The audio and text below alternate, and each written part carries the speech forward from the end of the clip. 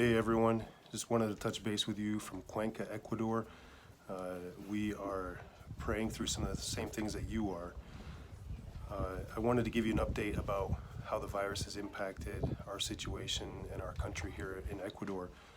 So there are curfews and restrictions that are pretty severely in place now. There are several cases of the coronavirus here in Ecuador, several deaths, and it seems to be spreading. The hospital situation seems to be a little desperate. There's concern about the ability to care for patients as the virus goes forward.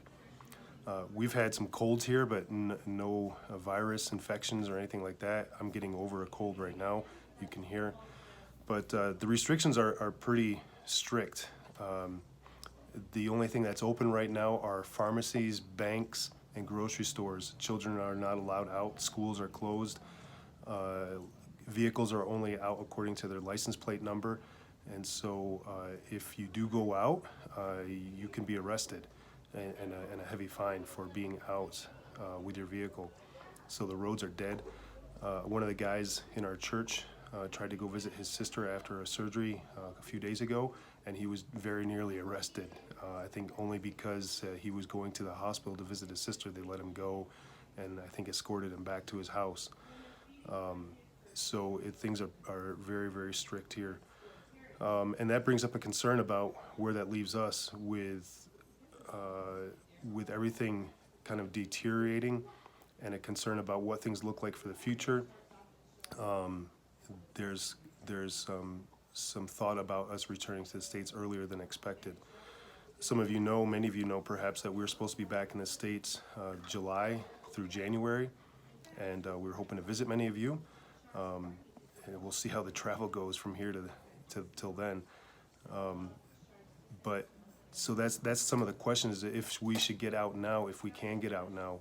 And so we're asking that you pray with us about that the Lord would give us wisdom to make those decisions. We are praying for you guys because I know that many people are not working, many businesses are closed as they are here, and that affects your families greatly. It's affecting churches and ministries, and so we are relying on supporters from the States, and so that's another concern. If people don't have work, don't have income, and then are not able to support us in the ministry here, then perhaps we need to get back before everything crashes to that degree. So we need your prayer for wisdom on what to do if the Lord allows us to get out, to be able to do that, because flights are kind of touch and go as well.